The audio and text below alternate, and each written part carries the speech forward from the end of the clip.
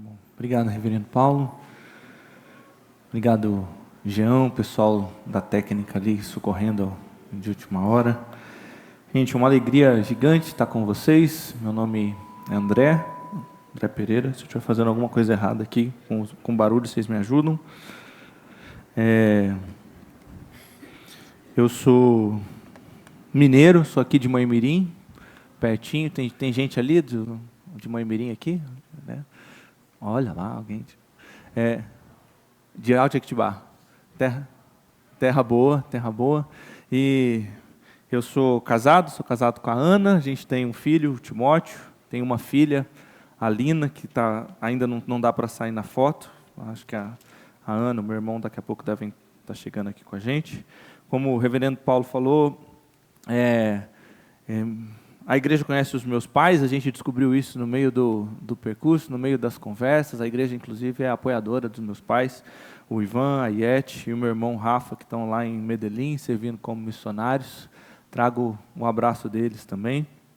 Hoje eu sou pastor na Igreja Presbiteriana do Lago Norte, lá em Brasília. É uma comunidade acolhedora, criativa, buscando ser fiel a Jesus no meio dos inúmeros desafios que Brasília tem vivido nesses dias, nos últimos tempos, né, com toda a dificuldade.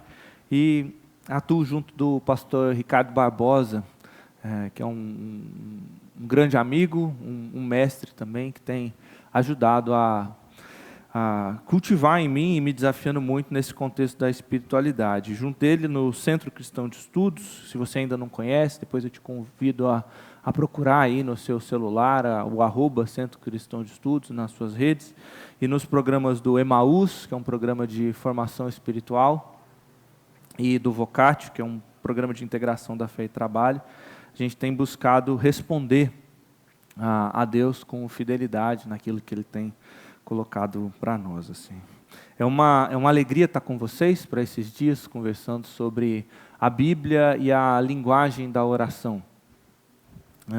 Esse é um tema que tem mexido muito comigo, assim, desde o seminário. Oração foi o tema que eu trabalhei ali na minha monografia, e depois nesses anos todos de pastorado.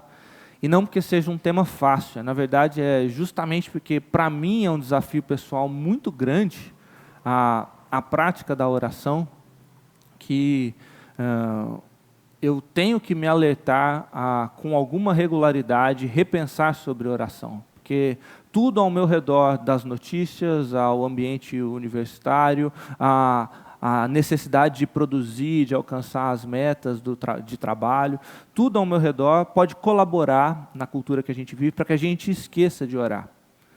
Mesmo no ambiente da vida pastoral, né, me chama a atenção ali que em Atos 6, quando os apóstolos vão designar os diáconos, eles falam que vai ser responsabilidade dos apóstolos se dedicar à palavra e à oração. E talvez mesmo nos ambientes de teologia, a gente com frequência se dedique à palavra e com alguma facilidade a gente se descuida e esquece de se dedicar à oração. Então esse tema tem sido um desafio, o desafio de dobrar o joelho e orar. Porque rapidamente eu também me esqueço disso. E quando eu olho para a rotina, eu falo assim, olha só, aquele compromisso, aquela disposição está esfriando. É preciso retomar. Assim. Quando eu era criança, e eu imagino que muitos de vocês que cresceram na igreja também passaram por isso, a gente cantava esse corinho, que é: leia a Bíblia e faça oração se quiser crescer, se quiser crescer, se quiser crescer. Leia a Bíblia e faça oração. Porque quem não ora e a Bíblia não lê, diminuirá. Assim. E isso é verdade. E é uma verdade tão simples que a gente aprende desde criança, e acaba correndo o risco de se esquecer.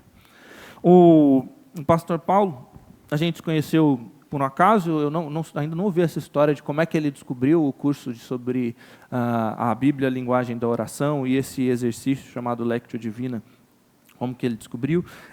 Mas ele entrou em contato comigo, ele pediu para ter acesso ao curso, ele gostou, eu acho, né? Pelo menos ele me chamou para estar aqui, então eu acho que ele gostou do que a gente abordou ali.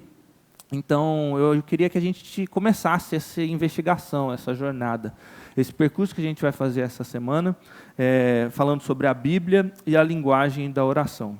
E o percurso está estruturado em 3 perguntas muito básicas, muito chaves. A gente vai conversar sobre o que é a Bíblia, a gente vai conversar sobre o que é a oração, e a gente vai conversar sobre o que é essa Lectio Divina.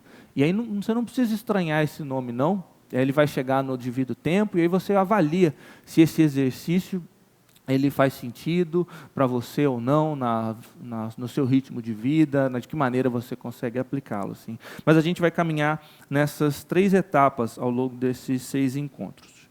E para hoje, que é uma aula de EBD, ela está conectada, mas ao mesmo tempo tem uma certa independência do curso, eu trouxe uma reflexão que seria do meio do programa.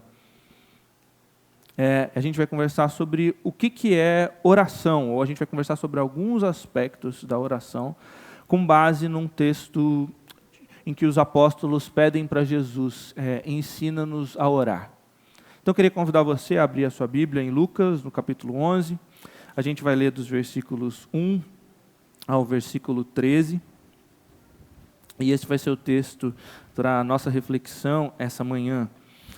Os meus slides aqui seguem com o texto, ele está quase que sempre na versão da NVI, na Nova Versão Internacional. Peço desculpas aos irmãos, já percebi que os irmãos estão mais habituados com a ARA, mas para essa reflexão em especial, é muito bom que você esteja com a ARA na sua mão, porque a ARA tem uma vantagem sobre a NVI, uma grande vantagem sobre a NVI, nesse texto em particular. Mas antes da gente ler esse texto, eu queria convidar você a fechar os seus olhos e a gente buscar o Senhor em oração mais uma vez. Senhor Deus, te louvamos, Deus, pela relação para a qual o Senhor nos convida contigo. Te louvamos que o Senhor é o Deus, Pai do nosso Senhor Jesus Cristo. Te louvamos pela imensa salvação que Jesus, nosso irmão mais velho, nosso Rei, Senhor e amigo, nos proporciona. Te louvamos pela dádiva da presença do Senhor no nosso meio, por meio do Teu Santo Espírito. Te louvamos pela liberdade, pela possibilidade, pela estrutura que o Senhor nos dá para a gente se reunir publicamente, ó Deus, nesse dia consagrado ao Senhor. E agora, Deus, estamos diante da Tua palavra que foi Teu Espírito que inspirou para nós, Teu Espírito que preservou, como já ouvimos essa manhã para nós. E rogamos, Deus, que o mesmo Espírito que trouxe essas palavras por meio do evangelista ilumine nosso coração, nossa mente nessa leitura. Afirmamos a nossa dependência, ó Deus. A gente, como ser humano, pode ler esse texto e achar bonito, achar inspirativo, tirar alguma lição moral. A gente quer muito mais do que isso. A gente quer que ele seja visitação do Senhor, ação do Senhor, quebrantando nosso coração, ministrando Tua presença, Tua graça, nos tornando mais parecidos com Jesus Cristo, nosso Salvador, nosso Rei. Nessa intenção que nós oramos, no nome, para a glória de Jesus. Amém. Lucas 11, versículos 1 a 13, assim diz o texto do Evangelho. Certo dia, Jesus estava orando em um determinado lugar. Tendo terminado, um de seus discípulos lhe disse: Senhor, ensina-nos a orar. Senhor, ensina-nos a orar, como João ensinou aos discípulos dele. Jesus lhes disse, daqui a pouco vou levantar isso aqui. Jesus lhes disse: quando vocês orarem, digam: Pai, santificado seja o Teu nome, venha o Teu reino, dá-nos cada dia o nosso pão cotidiano, perdoa os nossos pecados, pois também perdoamos a todos os que nos devem, e não nos deixes cair em tentação. Então lhes disse: suponham que um de vocês tenha um amigo, e que recorra a ele no meio da noite e diga: amigo, empreste-me 3 pães, porque um amigo meu chegou de viagem e não tenho nada para lhe oferecer. E o que estiver dentro responda: não me incomode, a porta já está fechada e os meus filhos estão deitados comigo, eu não posso me levantar e lhe dar o que me pede. Eu lhes digo, embora ele não se levante para dar-lhe o pão por ser seu amigo, por causa da importunação, se levantará e lhe dará tudo o que precisar. Por isso, lhes digo, peçam e lhes será dado, busquem e encontrarão, batam e a porta lhes será aberta. Pois todo o que pede recebe, e o que busca encontra, e aquele a que bate, a porta será aberta. Pois, qual pai entre vocês, se o filho lhe pedir um peixe, em lugar disso lhe dará uma cobra? Ou se lhe pedir um ovo, lhe dará um escorpião? Se vocês, apesar de serem maus, sabem dar boas coisas aos seus filhos, quanto mais o Pai que está no céu dará o Espírito Santo a quem pedir. Essa é a palavra de Deus para nós essa manhã, mais uma vez. Gente, eu queria que a gente olhasse para esse texto e a gente buscasse 4 perguntas nele. A gente vai conversar sobre por que orar, a gente vai conversar sobre a quem orar, a gente vai falar sobre como orar, e, por fim, a gente vai conversar sobre pelo que orar. Então, por que orar, a quem orar, como orar e pelo que orar. E talvez hoje a gente passe mais rápido por algumas dessas questões e volte a elas durante a semana, mas eu acho que esse é um bom panorama e esse texto traz um bom convite para a gente começar a introduzir esse assunto, a refletir sobre a Bíblia e a linguagem que a gente tem sobre a oração. Conforme a gente passa por essas perguntas, por que orar, a quem orar, como orar, pelo que orar, a gente vai acabar vendo 3 áreas-chave. A gente vai falar sobre motivação, o que nos leva à busca da oração, o que nos motiva a essa prática que a Escritura inteira está encharcada dela e o próprio Jesus praticava. Motivação. A gente vai falar sobre a atmosfera, e por atmosfera eu quero pensar no contexto que se dá a oração. Qual é o tipo de relacionamento, qual é o ambiente, qual é a qualidade do vínculo que a gente está quando a gente ora. E por fim a gente vai pensar na estrutura, na linguagem, na agenda. Quais são as palavras, quais são os movimentos que nós fazemos na oração, qual é a ordem dos pedidos, quais são os termos que a gente usa. Então, motivação, atmosfera e linguagem. E esse texto traz lições preciosas para a gente em cada uma dessas áreas. A gente vai começar pela motivação. Por que orar? O que a gente está buscando? No nosso texto, os discípulos, eles chegam para Jesus, os discípulos que nós chamamos de apóstolos, o grupo mais seleto, o grupo que caminhava mais perto de Jesus, chega até Jesus e pede a ele, Senhor, ensina-nos a orar.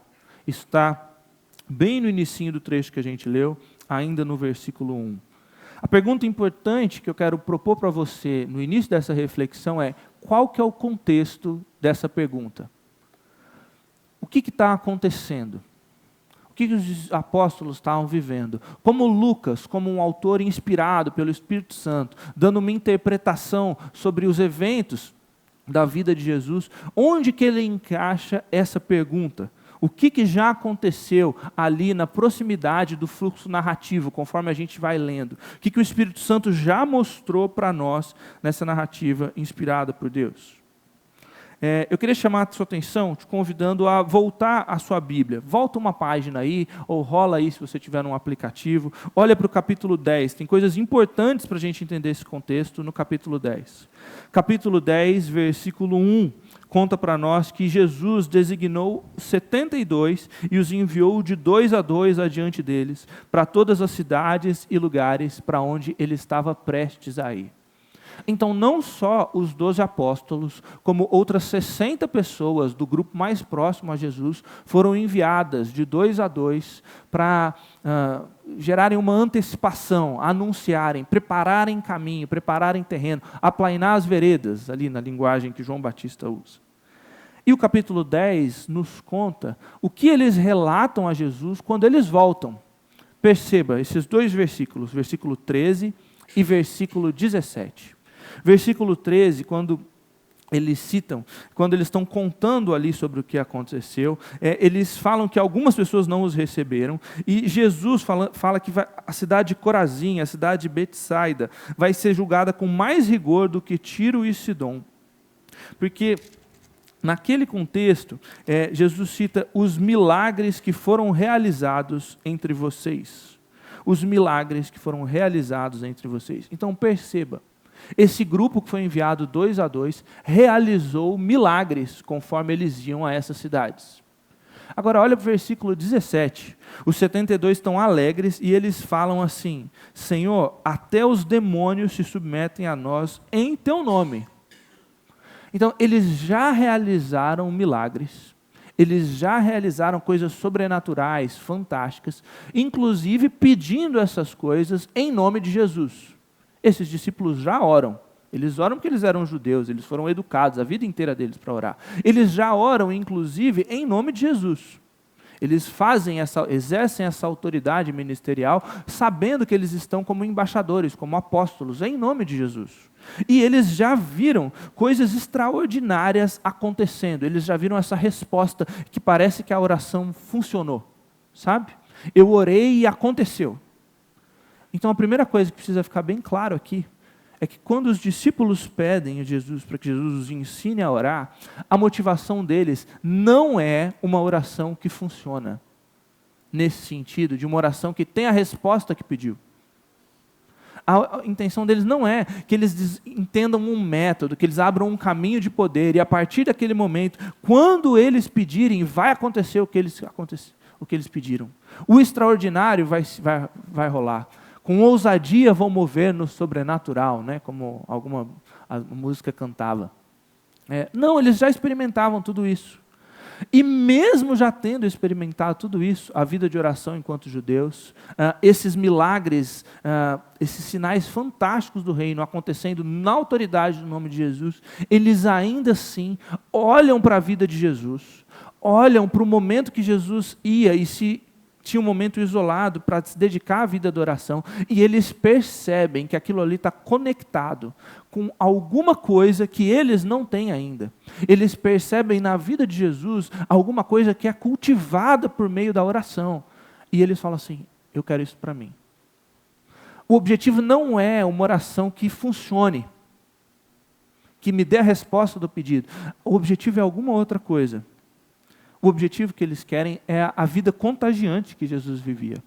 Tinha alguma coisa na qualidade com que Jesus passava os seus dias. Alguma coisa na qualidade como Jesus se relacionava com as pessoas, como ele tinha acabado de sair da casa de Maria e Marta, como a gente vê no final do capítulo 10.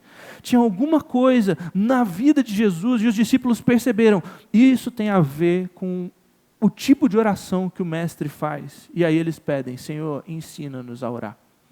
Eles querem desfrutar da vida que Jesus partilha ali no interior da própria Trindade, a comunhão que ele tem com o Pai, a vida que ele recebe, nutrido enquanto um ser humano, encarnado, esvaziado, que ele recebe pelo Espírito. Eles percebem que essa qualidade de vida é expressa, é aprofundada, é cultivada na rotina de oração de Jesus, na maneira como Jesus ora. Então, quando a gente fala sobre motivação, a gente precisa perceber que a nossa intenção última na vida de oração, a motivação mais profunda, não é ou não deve ser a busca por essas soluções funcionais, milagrosas. A gente deve estar buscando essa vida contagiante que Jesus desfruta com o Pai, pelo Espírito, esse relacionamento profundo. Esse senso de pertencimento. Jesus não vive deslocado, Jesus sabe quem ele é, de onde que ele veio, para onde que ele vai. A vida de Jesus tem significado, portanto. E ele tem uma intensidade de bênção, de amor e graça, que não para nele. Jesus não fica represando a bênção, o amor, a graça. Não, transborda dele e afeta todas as outras pessoas. E os discípulos percebem isso, e percebem que eles são capazes de orar e fazer sinais miraculosos em nome de Jesus, e não está experimentando isso. Deus nos livre desse cenário. Deus nos livre de um cenário em que a gente faz sinais em nome de Jesus, e a gente não experimenta a qualidade de vida que Jesus tem com o Pai, o vínculo que ele tem pelo Espírito. Deus nos livre de, como o Evangelho de Mateus vai dizer no final, de no último dia a gente falar que realizou sinais no nome de Jesus e ele falar assim: nunca os conheci. A nossa intenção é essa vida contagiante, essa vida abundante. Bom, Então fica claro para nós que não é uma resposta específica que eles querem, é um estilo de vida. E isso abre caminho para a gente conversar sobre essas outras 3 perguntas: a quem orar, como orar e pelo que orar. A atmosfera da oração envolve essas 2 primeiras perguntas: a quem nós oramos e como nós oramos. Essa relação de paternidade. A gente ora ao Pai. É ao Pai quem nós oramos. Olha para o versículo 2, olha para o versículo 11, olha para o versículo 13. Quando Jesus vai trazer esse ensino, ele começa, a primeira palavra, a maneira como ele se dirige ao Pai, a maneira como ele busca a Deus é Pai, Abba. O vínculo familiar da intimidade do relacionamento. E ele encerra esse bloco sobre oração, perguntando qual pai dentre vocês, propondo uma comparação com os pais terrenos, mas ele encerra, a última frase desse bloco é: o Pai que estás no céu lhe dará o Espírito Santo a quem pedir. Esse ensino sobre a oração começa com a afirmação da paternidade de Deus e se encerra com a afirmação da paternidade de Deus. Então, é como se o próprio texto bíblico, na maneira como ele é inspirado pelo Espírito Santo, composto dentro dessa inspiração e dado a nós, nos desse essa moldura.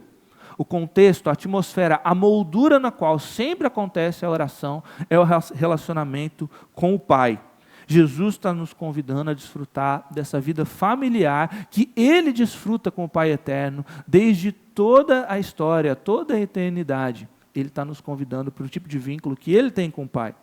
Ele vai falar mais disso em João 17, para a gente ser encontrado nele e ter essa mesma relação. Jesus está nos chamando para essa vida familiar da Trindade. Bom, a gente precisa ser completamente honesto aqui nesse ponto. Que a linguagem que Jesus propõe ao chamar Deus de Pai, para muitos de nós, ela é um bálsamo. Ela é quase que um atalho. Porque muitos de nós tivemos boas experiências paternas. Então nós somos inspirados pela experiência terrena que nós tivemos, e o amor, o carinho, o cuidado que nós tivemos com o nosso pai, facilita a nossa compreensão e essa busca de chamar o próprio Deus de Pai. Mas sendo muito honesto, é bem possível que isso gere mais ruído do que facilidade para várias outras pessoas também. Isso pode acontecer porque a gente vive num mundo de pais falhos. O melhor pai que você pode ter sido ainda era um pecador. E talvez você se lembre de algum momento em que, no seu entendimento, ele falhou contra você. De algum momento que, mesmo bem intencionado, ele não tomou a decisão que você tomaria. Mas tem gente que sofre de coisas muito piores. Tem gente que foi abandonado pelos pais, pelo pai. Tem gente que nunca conheceu o seu pai. E chamar Deus de Pai pode convidar essa relação de ausência. Tem gente que foi agredido pelo seu pai. Tem pessoas que foram violentadas, abusadas pelo seu pai. E a Bíblia é muito honesta com isso. Jesus não parece esconder isso. Ele fala no versículo 13, se vocês, apesar de serem maus, Jesus sabe que a paternidade humana pode ser contaminada pela maldade. Mas ele não tem receio de ainda assim se dirigir a Deus como Pai. A nossa sociedade também está frequentemente contaminada por essas brigas, esse contexto, essa tensão entre machismo e feminismo. Eu vou ser bem simples aqui, beirando o simplismo. Eu sei que, dependendo de como você olhar, essas coisas não podem ser exatamente comparadas como iguais e tudo mais. Eu só quero apontar que existe machismo, existe feminismo, existem os discursos exagerados nos dois lados, existem ações agressivas promovidas pelos dois lados. E que um mundo com discursos e práticas machistas, com cultura machista, e um mundo com discursos e práticas feministas, pode afetar diretamente a maneira como Jesus nos convida a olhar para Deus, o chamando de Pai. Então aqui eu queria afirmar para você que Deus não tem gênero. Deus é um ser espiritual. Ele nos ensina, sim, claramente a chamá-lo de Pai, mas Deus Pai não é macho ou fêmea. Se você quiser considerar algumas coisas a respeito nisso, pensa, por exemplo, que quando Deus criou o homem à sua imagem e semelhança, a imagem de Deus os criou, homem e mulher os criou, ou seja, as mulheres também são criadas à imagem de Deus. Então, se dá para projetar em Deus um masculino, talvez desse para projetar em Deus um feminino. E o próprio Deus não tem crise com isso, como no Salmo 131 ele fala que, o salmista fala que somos como crianças recém-amamentadas no seio da sua mãe, hein? Assim é minha alma para com Deus. Ou como em Lucas 13, quando Jesus fala, Jerusalém, Jerusalém, que mata os profetas, eu quis acolher vocês como uma galinha. Deus não tem crise com essas imagens, o próprio Jesus não tem crise com essas imagens. Provérbios 8 vai apresentar a sabedoria, com letra maiúscula, atuando como o arquiteto de Deus, conforme ele fazia a criação. Há uma longa tradição da igreja que entende a sabedoria de Provérbios 8 como uma personificação do próprio Cristo. E o texto bíblico, inspirado pelo Espírito, não tem receio de atribuir uma palavra feminina, porque Deus não tem gênero.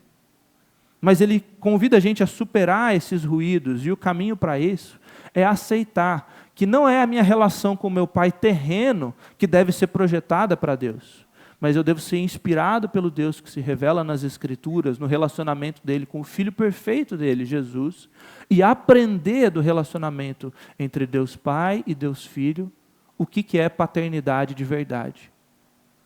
Porque essa relação de filiação é eterna. Deus Pai e Deus Filho sempre estiveram nesse relacionamento. Então a gente ora ao Pai, e o texto repete isso algumas vezes. O texto, além de comparar Deus com o Pai, vai comparar Deus com um amigo, no versículo 5. A gente vai voltar a isso daqui a pouco.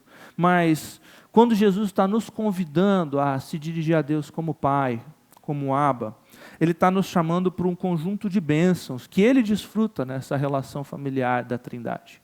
Jesus está nos chamando para orar com confiança e com satisfação mútuas. E a gente vê isso, o Pai, Deus Eterno, confia no Filho e tem nele muito prazer, nele encontra a sua alegria, a sua satisfação. É isso que ele afirma no batismo, é isso que ele afirma na transfiguração.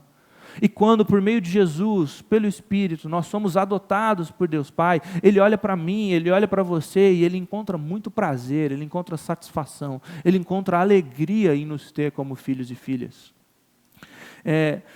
O Evangelho de João é muito rico para falar disso, né? No capítulo 1, versículo 14, ele fala que a todos quanto o receberam, lhes deu o privilégio de serem chamados filhos e filhas de Deus, e esses não nasceram por vontade da carne, mas pela vontade de Deus.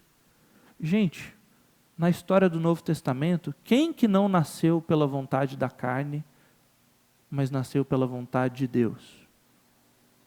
O próprio Jesus. O próprio Jesus no nascimento virginal. E o Evangelho de João, logo ali no fim do prólogo, está falando para a gente que a nossa filiação é de uma qualidade muito semelhante.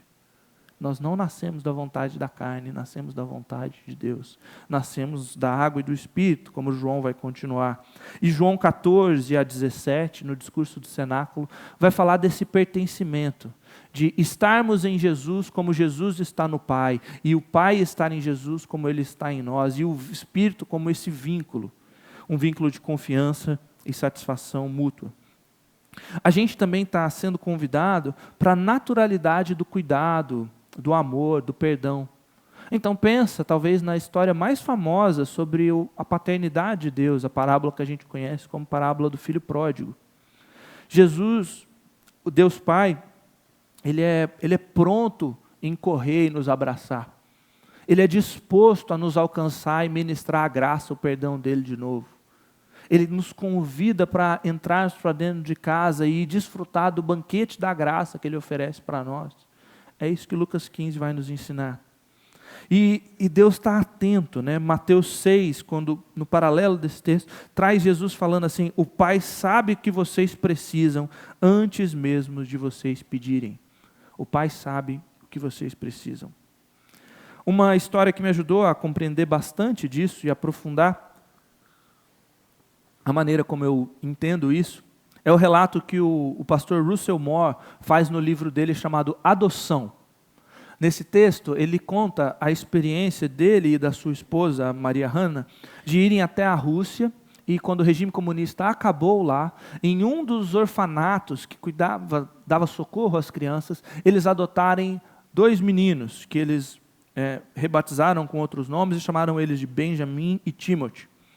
Essas crianças, que viveram essa experiência do orfanato, eles narram nesse livro sobre a adoção como é que foi esse processo, deles se entenderem pais dessas crianças e essas crianças se entenderem como filhos deles. E de como esse foi um processo doloroso e difícil. Num dos momentos muito emocionantes do livro, eles narram que por vários meses, eles pontuam que a condição na qual eles encontraram a criança era uma coisa grotesca. Eram centenas de berços num galpão, e as crianças ficavam sujas, as crianças ficavam chorando de fome, e eram poucas cuidadoras e cuidadores para o número de crianças, então as crianças passavam por necessidade com muita frequência. Mesmo mais velhas, depois de adotadas, já na casa do Russell Moore, eles relatam as lutas que eles tiveram. Eles falam que por muito tempo eles encontravam na cama das crianças farelo de pão, grãos de comida, pedaços de comida, porque em toda a refeição que as crianças tinham, elas pegavam os restos de comida e colocavam nos bolsos, para que eles tivessem comida à noite. Eles tinham que garantir a comida que eles iam ter à noite, porque eles tinham vivido privação. E quando eles estavam no orfanato, eles nunca sabiam quando que eles iam ter alimento de novo. Então eles tinham que ficar garantindo as migalhas, garantindo os restos. E o Russell e a Maria Hannah, eles narram quão difícil para eles que era tentar ensinar para as crianças que ia ter uma refeição no outro dia. Eles não precisavam ficar agarrando e levando os restos para a cama. E como que toda vez que eles encontravam esses farelos, essas migalhas, isso os feria como pais. Porque eles sabiam que as crianças ainda não tinham compreendido que eles eram filhos. A atmosfera para a qual Deus nos convida na oração é a atmosfera da paternidade. Nessa relação familiar, não tem necessidade de, na oração, a gente ficar ansiosamente juntando restos, correndo atrás de migalhas, centrados no nosso próprio esforço. A gente não precisa, na oração, ser tomado pelo medo, pela solidão, pela ansiedade. A gente pode orar debaixo do cuidado do Deus que nos chama de filhos, de filhas. O nosso esforço por restos é como essa garantia de quem não sabe que vai ter uma próxima refeição. E aí isso me obriga a te perguntar, assim, você ora como filho, como filha ou como órfão? Você está ciente do cuidado de Deus? Deus sabe da sua necessidade antes de você colocar? Ou você fica num desespero, ansioso, ansiosa? Ou achando, como Mateus 6 diz, que repetindo a mesma coisa, com muita existência, com o jejum certo, com a sequência certa, a campanha certa de oração, aí Deus vai te ouvir. Jesus fala que não é para a gente fazer como os pagãos, que pensam que pelos muito falar serão ouvidos. O pagão se comporta como órfão. O pagão acha que ele que vai garantir com o próprio esforço, colocando as coisas no bolso. O filho sabe que vai ser cuidada. A filha sabe que vai ter uma próxima refeição. Como é que é a sua vida de oração? O texto avança, e nesse processo ele vai ensinar a oração que é chamada de oração do Pai Nosso. A gente vai passar por ela aqui, porque a gente vai voltar para ela no final. Eu quero que você olhe para o que acontece nos versículos 5 a 13, depois do Pai Nosso. Eles mostram para a gente a relação de confiança para a qual Jesus está nos chamando. Aqui, nesse bloco, entre os versículos 5 e 13, vocês que estão com a Ara, em quantos de vocês o texto bíblico divide esse texto? Sobre a oração do Pai Nosso, o ensino sobre a insistência ou a persistência da oração, e depois algumas outras lições. Quem nesse texto aí na sua Bíblia tem 3 divisões nesse texto? Pois pega seu lápis, sua caneta agora e rabisca as divisões. É um grande desserviço dos nossos editores dividirem esses blocos como se eles pudessem ser lidos e entendidos separadamente. Essa divisão não é inspirada pelo Espírito Santo, essa divisão não fazia parte do texto de Lucas. Por isso que se você tiver com uma outra versão, talvez seja um bloco único. Aqui no meu, por exemplo, fala o ensino de Jesus acerca da oração. Então a gente não está falando de blocos separados entre si. Essas duas comparações com o amigo e com os pais precisam ser entendidas no contexto. E a ideia de Jesus com a comparação, presta muita atenção nisso, a ideia de Jesus com a comparação não é que você imite o comportamento dessas histórias. Jesus não está contando essas parábolas para que você imite o comportamento das histórias. Jesus está contando essa parábola para que você entenda o absurdo da comparação. Jesus não está sugerindo que você imite o comportamento da parábola. Ele quer que você entenda o absurdo da comparação. E isso vai ficar bem claro quando a gente perceber as duas vezes que aparece a pergunta, qual dentre vós? E isso vai ficar bem claro quando a gente perceber o que Jesus fala no final. Então o texto conta para a gente, na versão da NVI, né, que a versão da NVI traz assim: então lhes disse, suponham que um de vocês tenha um amigo e recorra a ele à meia-noite e diga. Percebe? A versão da NVI te convida a se colocar como um amigo que vai à casa deles. O que o texto da Ara diz? Alguém pode ler em voz alta para nós?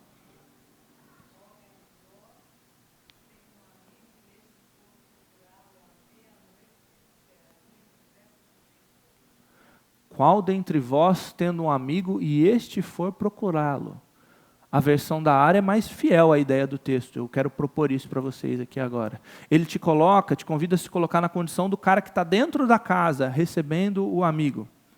E quando o texto pergunta qual dentre vós, esse é um recurso que já aconteceu várias e várias vezes em Lucas.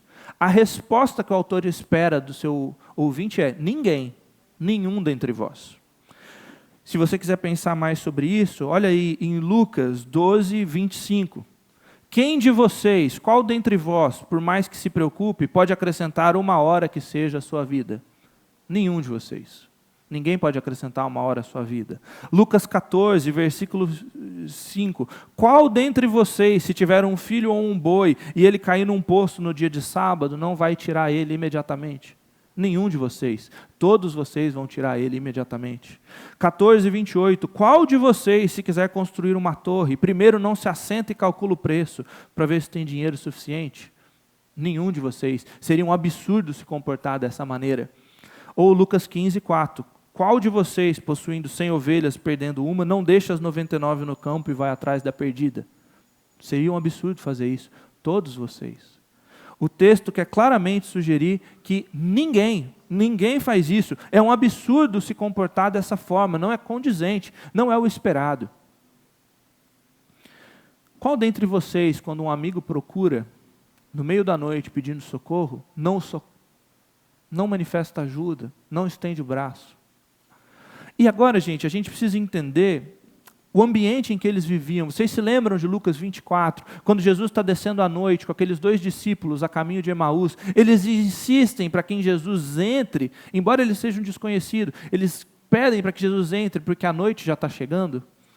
A hospitalidade era uma marca cultural do povo judeu, como continua sendo em várias famílias, em várias culturas do Oriente Médio. Nesse ponto, a gente que é mineiro, a gente que vive ali na região de Goiás é privilegiado, né? Porque a hospitalidade é uma marca da nossa cultura. Você já viu isso? Sim, você conhece a pessoa na calçada e se você bobear 2 minutos, ela te chama para um cafezinho com pão de queijo dentro, assim. Porque é quase que uma ofensa. Você não vai passar por essa vergonha da pessoa vir na sua casa e você não servir nada para ela. Qual dentre vocês vai receber uma pessoa, ou vai ter um amigo no meio da rua, e ele vai te pedir apoio, e você não vai socorrer, não vai estender, não vai preparar um cafezinho com um biscoito de polvilho? Oh, delícia! Não existe isso naquela cultura. Essa pessoa ia passar por um grande vexame na rua, em público, no outro dia, se ela saísse de casa e as pessoas da rua soubessem que o vizinho dele precisou de apoio, precisou de recursos para prestar hospitalidade para quem tinha chegado no meio da noite, e essa pessoa, tendo recursos, não socorreu. Essa pessoa ia passar por um vexame público se fizesse isso, e ela ia demonstrar que ela não é digna de confiança, que ela não sabe procurar o bem maior na vida com a sociedade, que ela estava ferindo a cultura de hospitalidade.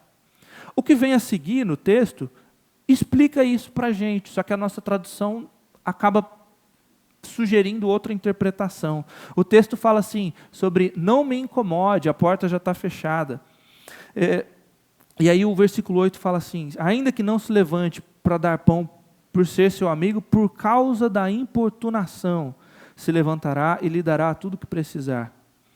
A palavra aqui para importunação é um termo chamado aneideia, e ele pode ser traduzido por insolência, importunidade, persistência, ousadia, mas ele pode ser traduzido por sem pudor,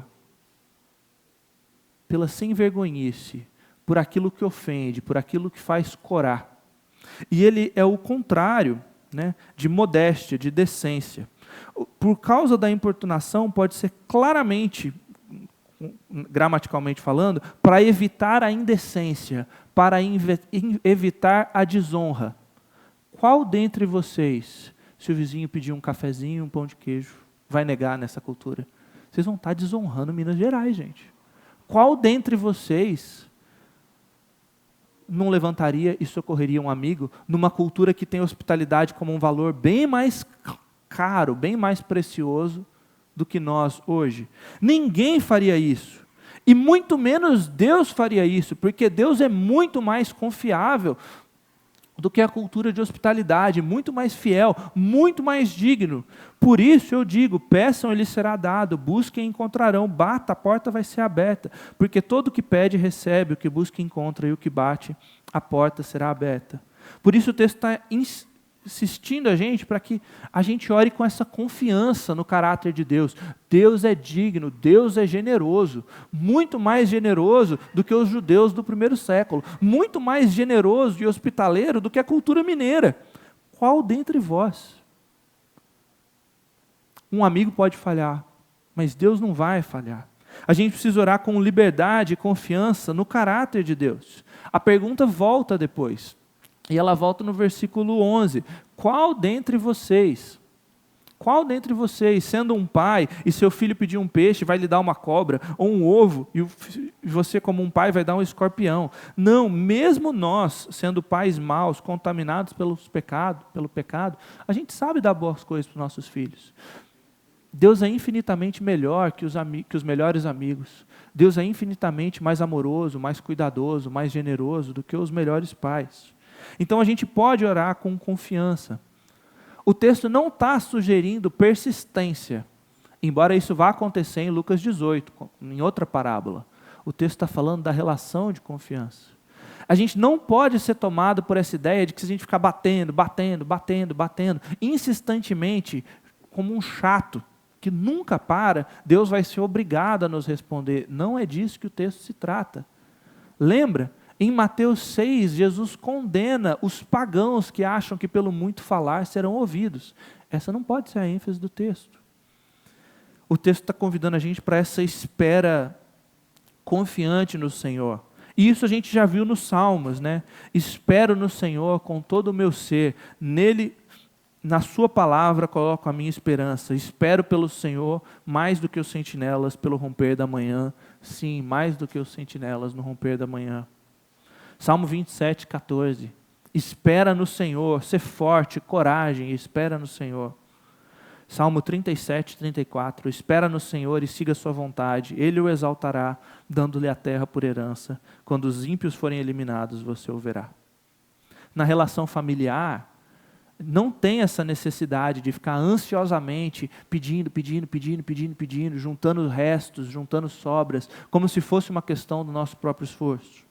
Na relação familiar, a gente pode orar com confiança, porque Deus é muito melhor, mais digno, mais honroso do que os melhores amigos terrenos. Deus é muito mais amoroso do que os melhores pais terrenos. Então, se você teve um bom pai, dê graças a Deus pelo pai que você teve. Mas saiba que Deus é mais generoso, mais amoroso, mais atento. E se você não teve a bênção de ter um bom pai, eu imagino a dor que talvez você tenha passado. Mas confie em Deus e acolha Ele te chamando de filha, Ele te chamando de filho, porque Ele é mais cuidadoso, mais amoroso, mais generoso do que o melhor pai que você poderia ter tido. A gente é convidado a desfrutar dessa relação de filhos amados. Essa é a atmosfera, um pai confiável e generoso, muito mais do que os melhores pais que a gente possa experimentar. Mas dentro dessa relação de confiança, antes de olhar para a Escritura, tem uma coisa que eu não posso deixar passar.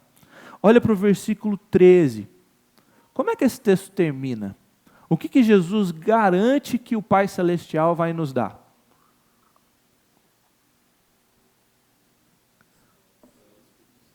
O Espírito Santo. É bem inesperado, né, essa conclusão. Porque Jesus falou de gente pedindo pão. Jesus ensinou a gente a pedir pão na oração. Depois ele conta uma história sobre um amigo que pede pão. Aí ele compara com um filho que pede peixe e um filho que pede ovo. Ele está falando de comida o tempo inteiro. Então, se você está lendo o texto com algum grau de atenção, você devia esperar uma coisa mais ou menos assim. Se vocês, apesar de serem maus, sabem dar boas coisas aos seus filhos, quanto mais o Pai que está no céu dará pão, peixe e ovo a quem pedir. É o Macfish Egg aqui, né? Mas ele estava falando de comida o tempo inteiro. E aí, de repente, de onde surgiu esse papo de Espírito Santo? Perceba o que Deus está dizendo. Jesus está afirmando para a gente que mais essencial que o próprio alimento é a vida que a gente recebe do próprio Deus por meio do Espírito Santo. Por isso, as comparações com o alimento não são tantos para a gente se apegar às necessidades básicas terrenas, embora Deus promete que vai supri-las. Ele está falando que Ele vai dar para a gente uma coisa ainda mais essencial, uma necessidade ainda mais profunda. E eu não sei você, mas eu acho que isso se harmoniza muito com o texto que veio antes desse texto que a gente leu. O capítulo 10 termina com Jesus visitando a casa de Maria e Marta. E Marta é essa senhora trabalhadora, né, que ia ser presidente da SAF, da IP Cariru, se ela estivesse aqui. Ela faz tudo, e ela fica incomodada com quem está parado e fala assim: Jesus, põe essa mulher para trabalhar, Senhor. E aí Jesus olha para Maria aos pés dele e fala assim: Marta, Marta, você está preocupada e inquieta com muitas coisas. Apenas uma coisa é necessária. Maria escolheu a boa parte e isso não lhe vai ser tirado. A boa parte é a presença do Deus Trino conosco. A boa parte é a comunhão que a gente tem com o próprio Jesus. A boa parte é isso que Ele vai dar a quem pedir, e isso não vai ser tirado, porque Ele é um Pai generoso, Ele é um Pai que garante isso. Ele vai dar o Espírito Santo a quem pedir. A gente está diante dessa presença de Jesus, não vai ser algo que nos vai ser tirado, então a gente pode orar com confiança. O Espírito Santo, essa presença do Deus Trino, é mais essencial que o pão ou qualquer alimento, e ele vai ser dado a quem pedir e não nos vai ser tirado. João, capítulo 7, fala que do interior dos cristãos vai fluir rios de água viva. E Jesus está se referindo ao Espírito. É dessa vida abundante, mais essencial, vida plena. É o Espírito quem gera essa vida contagiante.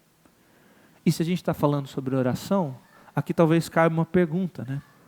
Pelo que nós pedimos? A gente quer o Espírito? Qual foi a última vez que você orou querendo o Espírito Santo? Querendo estar pleno do Espírito Santo, irmã, plena do Espírito Santo. Que você orou pedindo por mais dons do Espírito Santo. Que você quer servir melhor a comunidade que você está inserido. Que você orou pedindo por mais frutos do Espírito Santo, porque a vida de Jesus quer fluir em você, independente da situação. E aí pensa nos frutos do Espírito Santo: bondade, amor, paciência. A pandemia passou, meu irmão, minha irmã. Ela não foi boa para a maior parte de nós, ela foi uma tragédia. A eleição passou, meu irmão, minha irmã. Você pode não concordar ou discordar do resultado, ou avaliar se ela foi boa ou ruim, mas ela passou. E agora a gente está diante de um novo desafio, de um novo governo. E talvez tenha gente achando bom, talvez tenha gente achando ruim, mas se a gente estiver falando da vida do Espírito, a pandemia, a eleição, o novo governo, eles são oportunidades do Espírito para nos tornar mais bons, mais amorosos, mais pacientes. Nós nos tornamos mais alegres experimentando Deus ao longo da pandemia.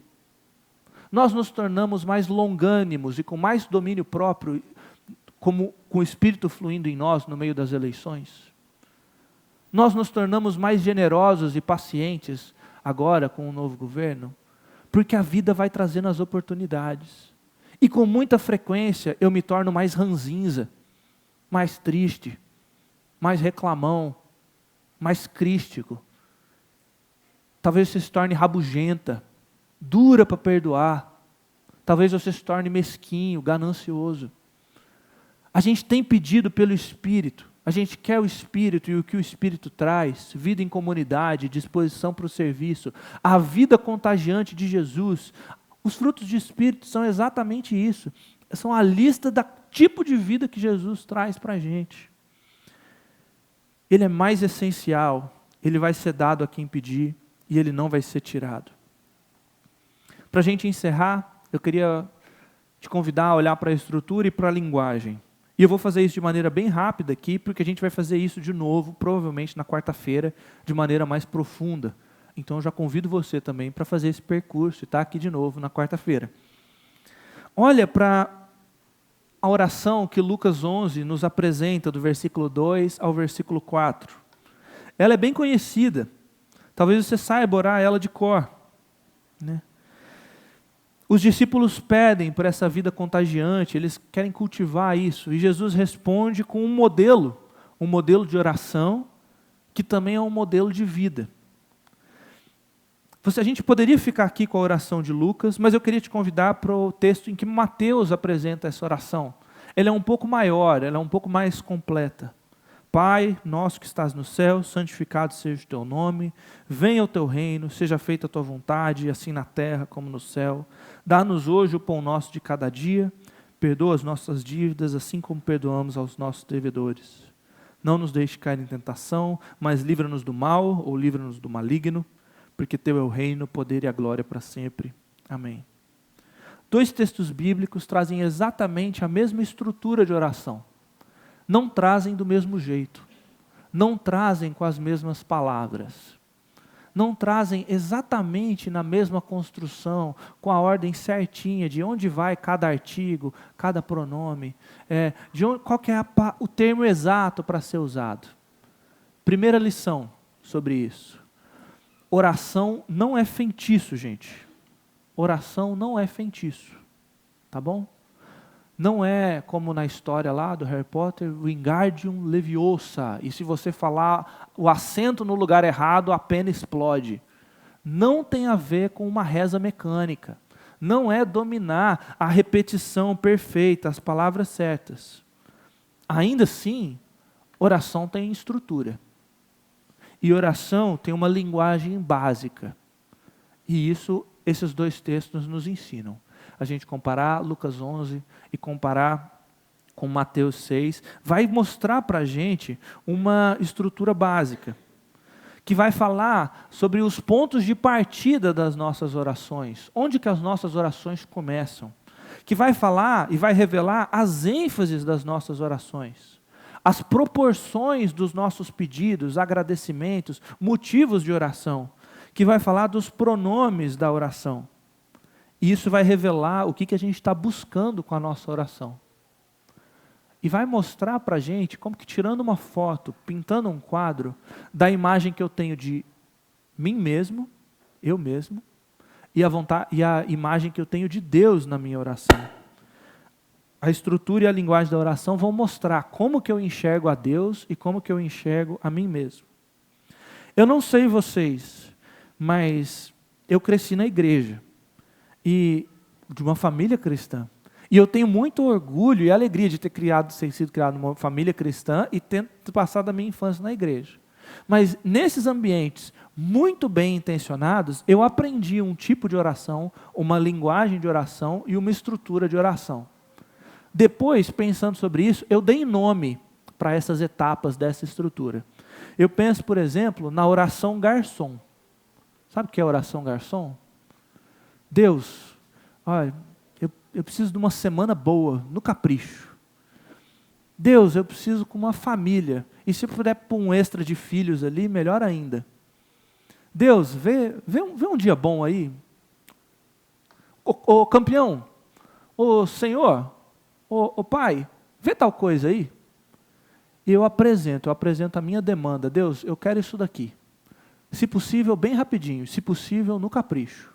E eu posso ser educado, Eu posso ser bem formal, eu posso achar que eu estou cumprindo toda a coisa ali, mas se Deus não der, chama o seu gerente aí, Deus, que eu quero fazer uma reclamação. Eu lido com Deus como se eu estivesse lidando com um garçom, e que ele fosse obrigado a dar tudo que eu quero. Isso mostra muito de como eu me vejo. Isso também revela muito como é que eu vejo o ser de Deus. Assim. É bem comum que a gente tenha momentos de oração garçom nas nossas orações, não é? Que a gente, Deus, eu preciso disso. Também é bem comum que a gente tenha momentos de oração flanelinha. Eu não sei se isso é comum aqui no Vale do Aço, gente, mas quando a gente morava no estado de São Paulo, isso era muito comum, chegava a ser meio perturbador. Você estaciona o carro num ambiente público, numa via pública, e aí vem um senhor e fala assim, posso dar uma olhadinha, chefe? E aí você fala, posso, né? Até porque, o que ele vai fazer se você falar que não, assim, né? Você se sente até meio coagido, assim. Então você fala que pode. E quando você volta e o seu carro está lá, bonitinho, inteirinho, bem guardado, você dá uma gorjeta para o flanelinha. Tem oração que parece que é exatamente assim, né? Assim, Deus, obrigado por cuidar do meu dia, está aqui, ó, minha gratidãozinha. Deus, muito obrigado por tal coisa, está aqui, ó. Deus, muito obrigado. Então a gente pede para o garçom, a gente agradece como se estivesse agradecendo por flanelinha, e tem a oração esbarrão. Sabe esbarrão assim? Em São Paulo as pessoas andam muito rápido, assim, né? E às vezes você está na calçada, vem, e você trupica na pessoa assim, e você manda um foi mal, mas você não olha para a cara da pessoa, você não sabe o nome dela, você não sabe o que ela sentiu, você não sabe o que está passando na vida dela. Mas você deu o esbarrão e você manda o foi mal depois, assim. E às vezes na nossa vida de oração a gente faz exatamente isso. Deus, foi mal aí. Foi mal por isso, foi mal por aquele pecado. Ou Deus, foi mal por tal coisa. Mas a gente não para pensar no caráter de Deus. A gente não para pensar no relacionamento que a gente tem com Deus. E às vezes, talvez você monte a sua oração de outra ordem. Você comece pelo flanelinha agradecendo, depois você passe pelo foi mal, pedindo perdão pelos pecados, e depois você apresente seus pedidos. Mas parece que são só esses 3 movimentos que a gente ora.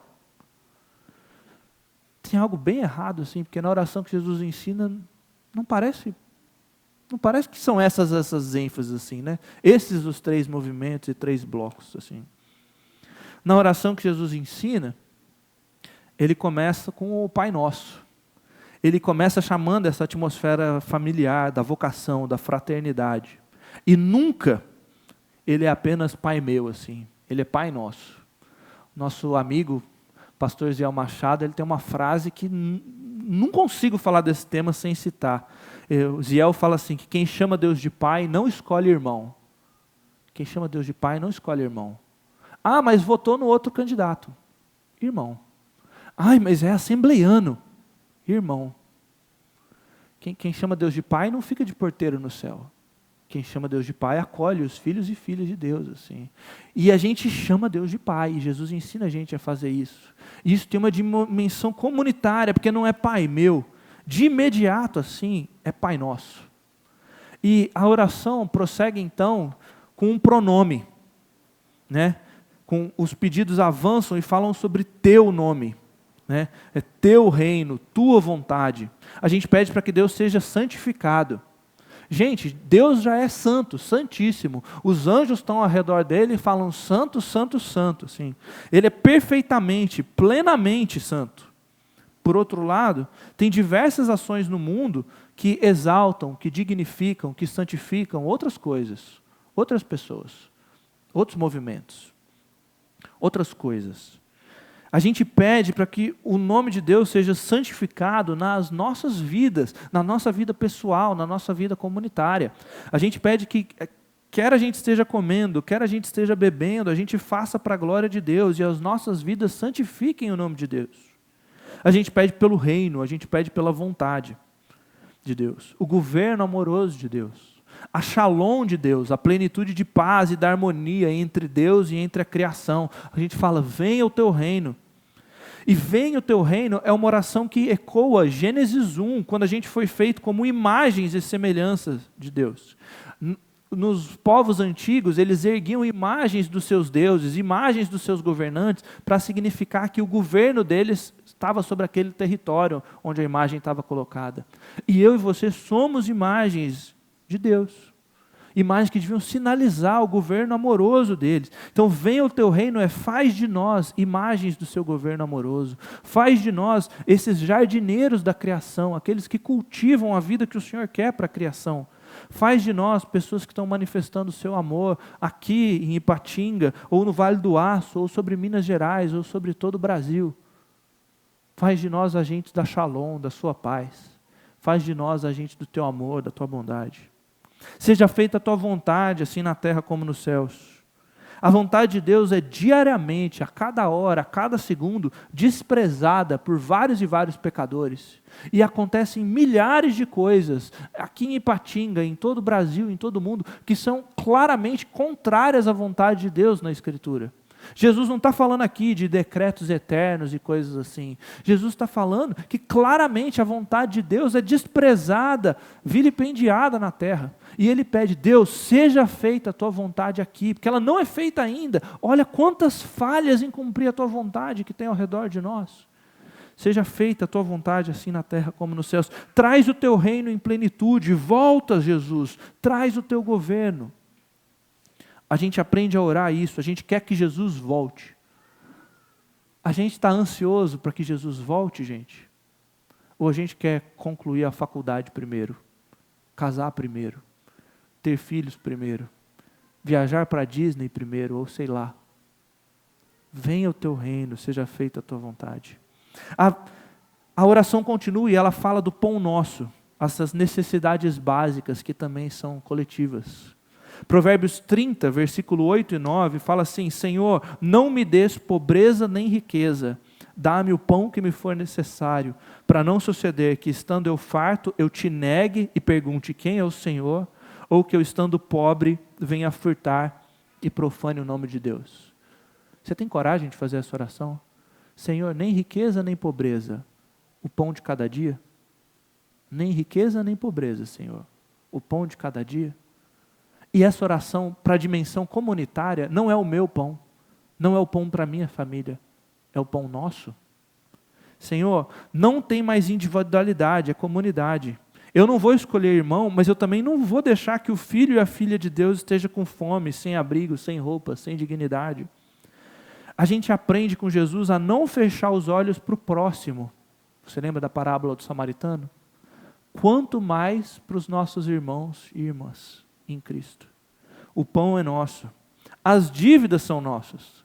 Os pecados, as faltas, as ofensas também são coletivas. É igual Isaías que ora e fala assim, Senhor, eu habito em um povo de lábios impuros. Gente, se tem uma coisa que dá para orar esse dia, é Deus, eu habito numa nação pecadora. E os pecados do Brasil são nossos também, é assim que Isaías ora. O pecado do meu irmão me afeta, e eu me deixo afetar pelo pecado do meu irmão. Agora presta o triplo da atenção. O meu pecado afeta o meu irmão. E eu deixo que ele se importe. Eu deixo que ele venha cuidar. Eu deixo que ele venha me alertar. Eu tenho a humildade de ser cuidado por ele.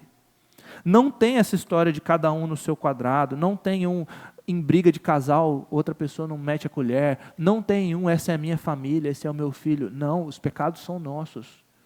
A gente lida com eles em comunidade. Não tem espaço para o orgulho, falando assim, o outro que é o pecador, eles. Não, eu sou santarrão, nós somos os consagrados. Não tem espaço para isso. Jesus não fez isso, Jesus assumiu o nosso pecado e sofreu por nós. Quem somos nós para fazer diferente assim? Como Paulo fala, quando alguém do corpo sofre, todos nós sofremos com ele. A gente ora pelo perdão. O perdão também é coletivo. Perdoa as nossas dívidas, assim como perdoamos os devedores. A igreja, ela é a comunidade dos perdoados. Ela é a comunidade dos que receberam perdão infinito, graça infinita, todos os pecados, como o Marcos expôs antes. Como é que ela também não seria a comunidade dos perdoadores? É uma marca da IP Cariru ser uma comunidade que sabe perdoar? É uma marca do nosso cristianismo sermos pessoas generosas que sabem perdoar? Ou a gente guarda mágoa e rancor, acumulando a lista de erros que as outras pessoas cometeram contra a gente? Negar a perdoar o outro é testificar que eu não compreendo o perdão que eu tive, o perdão que eu tenho. É testificar que eu não entendo a graça que me alcançou. Perdoa as nossas dívidas, assim como nós perdoamos os nossos devedores. E por último, ela fala da tentação. A tentação também é coletiva, a fragilidade também é coletiva. A oração reconhece que o maligno nos cerca, que o mundo ao redor de nós é mau e que a nossa própria carne é fraca. A tentação é sempre essa luta conjunta também, de todos. Não é a sua luta sozinho, não é a sua luta sozinha, não é a minha luta sozinho. A graça é esse convite do Espírito para esse corpo unido, uma graça que vai superar os pecados na vida compartilhada. E isso está expresso, essa graça se manifesta na hora que o outro ouve a minha confissão do meu pecado, da minha luta, e ele me ajuda. Nessa dinâmica coletiva, a gente compartilha as angústias, compartilha as lutas com os nossos pecados. E o Espírito vai agindo na comunidade. O Espírito vai restaurando com mansidão aqueles que são surpreendidos no erro, Gálatas 6:1. O Espírito, nesse processo, faz a comunidade avançar na vida de santidade. E aí a gente anda como comunidade no Espírito e não mais satisfaz os desejos da carne. Essa promessa que Paulo faz em Gálatas 5. Então, a gente precisa compreender que esse ensina-nos a orar é também um ensina-nos a viver. E que essa motivação, atmosfera, estrutura e linguagem da oração do Pai Nosso também deve ser a motivação, atmosfera, estrutura e linguagem da nossa vida como um todo. A vida contagiante de Jesus é ensinada no Pai Nosso. Ele vive como um filho de Deus, ele chama Deus de Pai. Ele vive no Espírito, o Espírito não vai ser negado, Deus vai oferecer. Ele vive em família, com seus irmãos e irmãs, chamando o Pai de nosso. Ele vive sendo um embaixador do reino, um ministro da reconciliação, promovendo os valores do reino em toda a vida dele. Assim. Eu queria terminar propondo algumas coisas para você refletir e para você praticar. Se você for fazer o curso ao longo da semana, a prática é especialmente importante para você. E amanhã você tem que trazer o texto escrito já, tá bom? 2 perguntas e um exercício. Perguntas. Qual que é a principal imagem que você tem de Deus hoje? Qual é a imagem que você tem de Deus? Quando você senta para orar, na sua vida de oração, quem é Deus para você? Deus é um garçom? Deus é o flanelinha? Deus é a pessoa em quem você deu um esbarrão? Deus é um juiz carrancudo e ele não vê a hora de te sentar a lenha? Ou Deus é um pai amoroso, generoso, disposto a abençoar, que já sabe o que você precisa antes de você orar? Qual que é a imagem que você tem de Deus quando você chega para orar? 2ª pergunta. Quais são as suas orações? Com quem você aprendeu a orar? Como é que é a sua linguagem de oração? Qual que é a sua estrutura? Qual é a ordem que você põe as coisas na sua oração? Quais são os momentos que você tem ali na sua oração? Quem que te ensinou isso? Esqueci de falar, vamos ser bem claro. Colocar as suas súplicas diante de Deus é bíblico, Filipenses ensina isso. Colocar os seus motivos de agradecimento diante de Deus é bíblico, Filipenses ensina isso também em vários outros textos. Colocar os nossos pedidos de perdão pelos pecados, nossas confissões diante de Deus é bíblico, sobram salmos para falar disso. Mas acho que ficou bem clara a diferença da estrutura que a estrutura da oração que Jesus ensina e aquilo que a gente aprendeu assim. Quais que são os pronomes da sua oração? Quantos meus e minhas tem a sua oração? Você achou esse pronome na oração que Jesus ensinou? E um exercício para que a gente busque amadurecer a nossa espiritualidade, busque aprender a imitar Jesus. Escreve a sua versão da oração do Pai Nosso. Você percebeu que ela é um modelo? E ela não é para ser seguida palavra por palavra, que Lucas cita ela de um jeito e Mateus cita ela de outro. Então, a minha proposta para você é, escreve a sua versão para o seu dia de hoje, para o problema que de repente a IP Cariru está vivendo. Quais que são os nossos da sua família? Quais são os nossos da sua comunidade? Quais são os nossos do nosso Brasil que a gente precisa colocar diante de Deus? Quais são as necessidades coletivas? Quais são as graças coletivas? Qual é o perdão e as tentações, as fragilidades coletivas? receba e reproduza essa estrutura, essa agenda, os pronomes que Jesus ensinou e aplica no seu hoje, aos seus sentimentos, às suas situações, às suas relações. Esse é o exercício para amanhã. Na verdade, esse é o exercício para você hoje. Mesmo que você não venha amanhã, eu te convido a fazer esse exercício. Você vai ser muito abençoada, muito abençoado, se você acolher o que o próprio Jesus ensinou sobre orar. Porque mesmo que a gente tenha aprendido na igreja ou em família um outro modelo, acho que o de Jesus tem mais para ensinar para a gente. Então feche seus olhos, a gente vai orar encerrando. E eu te convido depois a continuar pensando sobre essas questões e a escrever a sua versão do Pai Nosso. Guarda esse texto, lê ele algumas vezes na sua semana, no seu mês, mas escreva a sua versão, com as suas palavras, com os seus sentimentos.